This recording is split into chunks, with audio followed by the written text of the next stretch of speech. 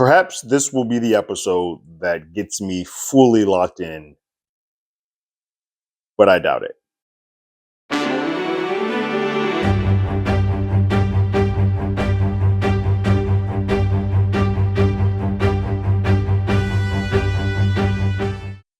Hello, everyone. Terrence here with Hollywood Already Did It. If you haven't already, go ahead, like, share, subscribe to the channel, leave a comment, ring that bell below. Anytime we have something, you will be among the first to know. We are looking at the fourth episode of Class of '09 called Not Your Girlfriend.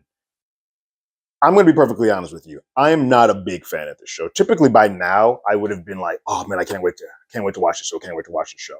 And honestly, the only reason I'm watching the show because there was a lovely viewer who left a comment on the last episode to tell me that it helped her sort of figure out the timeline and all that stuff, and it kind of got them out of that confusion that happened. So for that alone, I'm sticking with it. I'm going to hang in there. But my biggest issue that I have with the show is, again, I don't buy or believe or buy into any of the characters.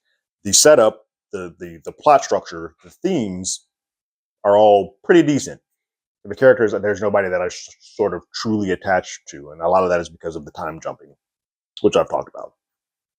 This episode does a little bit what the last episode doing. It's like, cool, we'll do two of the time frames, two time jumps, but we won't really delve too much into the third, which gives a little bit more time for the other two to breathe, which I think is a smart play when you're playing with this many things.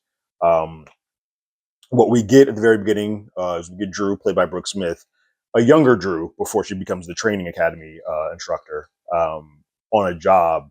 She gets shot in the line of duty when she approaches a scene that is pretty highly active with other FBI agents. She comes with a gun loaded. She's not in uniform, while the rest of the agents are. All the guys are there, and they shoot her, and that's how the scene sort of opens.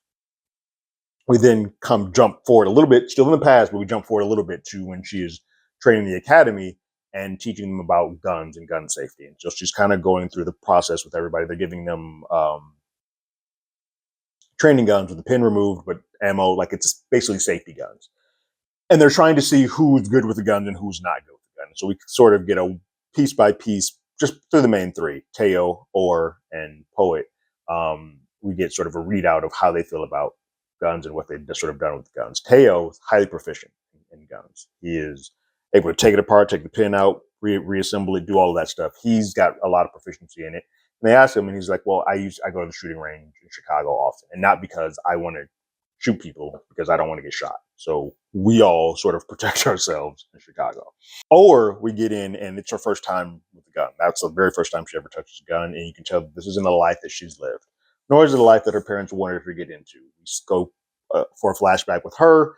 We start seeing about her time being trying to explain to her parents that she has applied for the FBI. And mind you, parents and their nationality, they are people that are often on watch lists for reasons that they don't have anything to hide or anything, but just because of their ethnic makeup. And so they're kind of like, "Well, why would you bring that on us? Why would you bring that to us?" They really give her the riot act. And truthfully, the only reason she even brings it up to them is because she doesn't want to lie on the lie detector test that she's told her parents. She doesn't want that to pop. So she's like, "I'm getting this off of there so I don't get caught up when I take this test." She goes to take the test, and I think she gives the operator who's running the polygraph pure hell, because he's trying to set her up, and she's just asking questions. She's like, "Well, hold on. Are you the only person who makes a yes or no on whether a person's lying? That seems pretty subjective. I think we should cross-reference this with this and this." And it seems like she's just thinking things through. This is how her brain works. She's like, "I want to do this. I want to get this. I want to get this." And he's kind of like, "Well, why are you taking the piss out of this? Like, do you want me to fail you? Like, if you don't want to take the lie detector test, we just don't have to take it." She's like, "Well, that's not what I'm saying at all. I'm just kind of giving you ideas." And at that point, she kind of just backs down and takes the test. We then see them actually shooting. Well, we see the tail end of Orr. We don't really get to see her. She's not a good shot. But we see Teo and we see Poet shooting. And it kind of reminds you, if anybody watches Men in Black, it sort of reminds you of that scene when, kind of like that, when they're shooting, he's going through and he's like, "I'm not shooting her because he's just out there getting a workout." It's that type of stuff. These things pop up and they're shooting. Teo is proficient. He's shooting. There's a lady that comes up with a baby. He doesn't shoot her. And then there's a black man that comes up with a weapon, and there's a hesitation for a moment. He eventually does shoot him, but there's a pause. Shows you in his brain, he's not going to, unlike he's not going to be the cop that actively just starts shooting black people because they have a weapon. Like, he wants to think it through a little bit. He did. He assessed the situation, assessed the person, and then shot them. They didn't even question him about that. They saw it. I think, but he still got it in enough time that it was a reasonable uh, win at the test.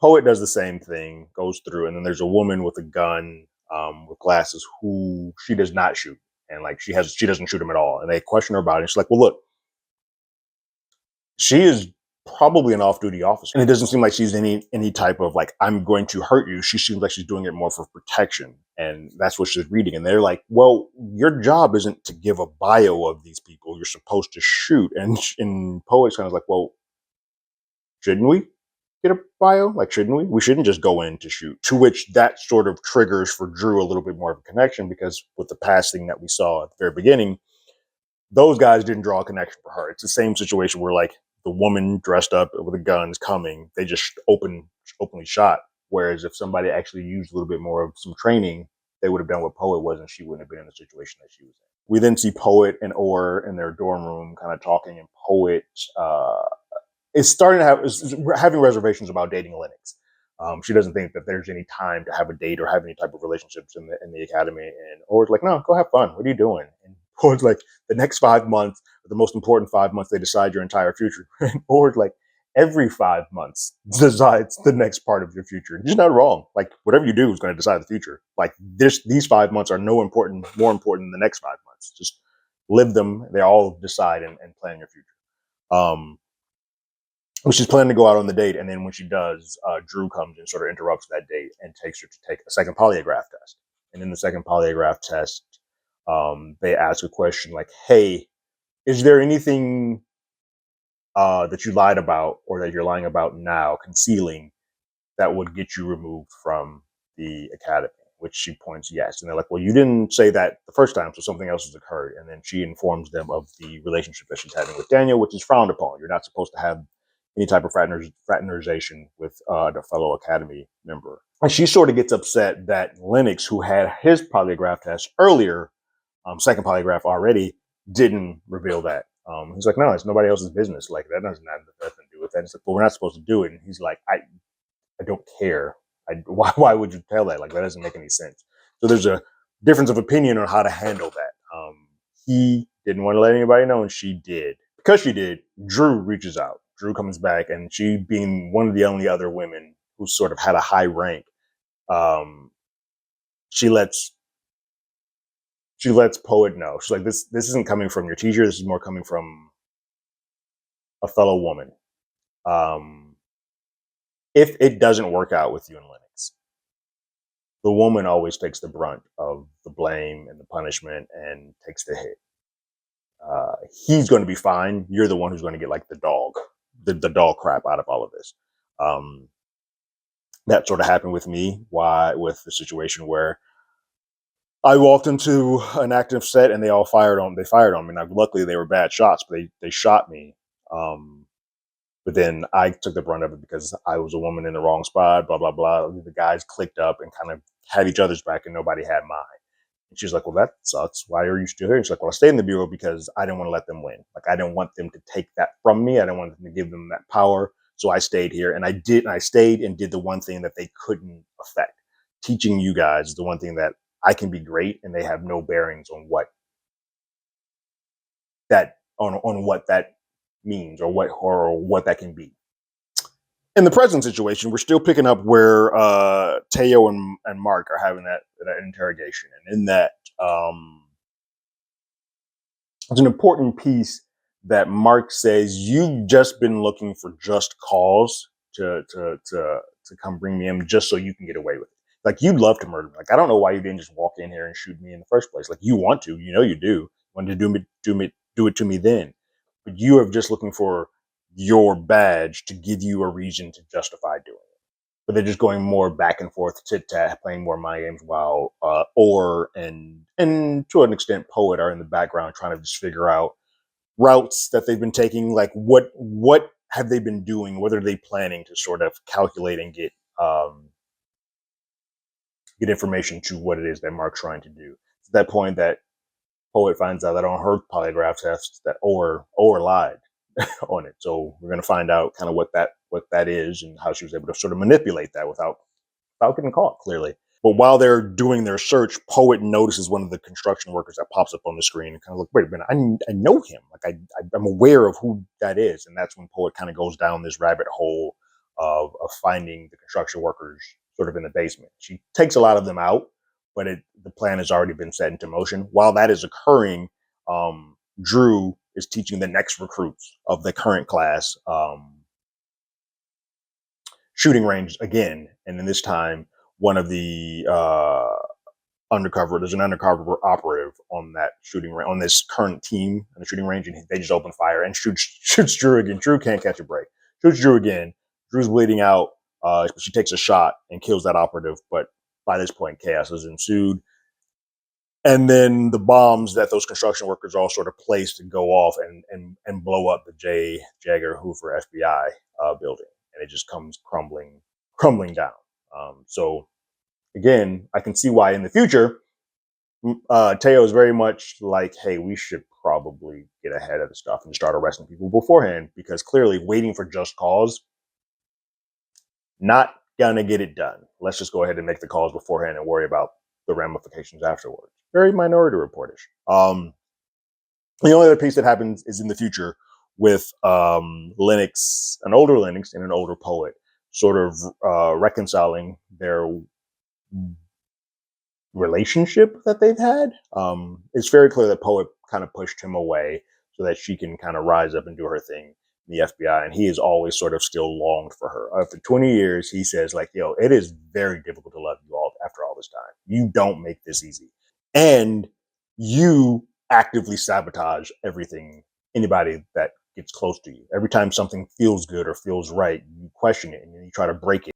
And you test it and test it and test it until it breaks. And then you're like, see, told you, when you've sort of put that on it, and as opposed to just letting someone care about you or love you. And it has been a pain in the ass to do so. And then they have a moment where she touches his arm and pushes a button, and it becomes like sort of hollow and see-through. And you can see that it's a robotic arm, and then her eyes goes black. So you can see that they both have taken some damage in whatever the hell this world is to them. But there is still some time of chemistry that exists between the two of them. And that is the episode. The big inciting incident that occurs in this one is that in the present, the FBI building, FBI Academy is attacked. And it seems like it's done by Mark. He seems like he is set up. He's sort of jokered himself with, like, I want to be captured, but I'm going to do chaos while I'm being captured. That occurs. And I think that is why the future is the way that it is set up. An okay episode. I think using the structure of that they did, where we're going to tell the most of our stuff in the past and the present before we start dealing with the future, is the smart way to go about this.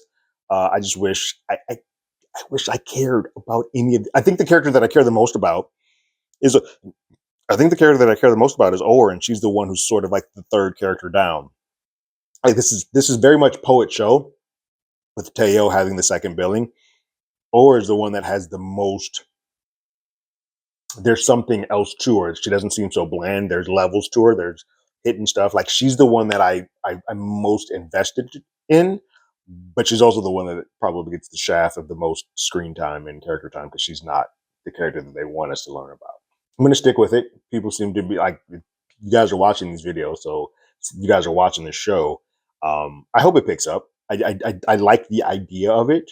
I just have not been fully hooked yet. I feel like by episode 4, that should have occurred. How are you guys feeling about Class of '09, specifically this episode called Not Your Girlfriend? Go ahead and leave your thoughts and comments in the comments below. If you haven't already, you can follow us on Twitter at Hollywood80i, or you can hit us up on email at HollywoodAlreadyDidIt@gmail.com. We also have a podcast with the same name. That's on Google Podcasts, Spotify, Apple Podcasts, anywhere that plays podcasts, we're there. And like always, I got my ticket. You got yours.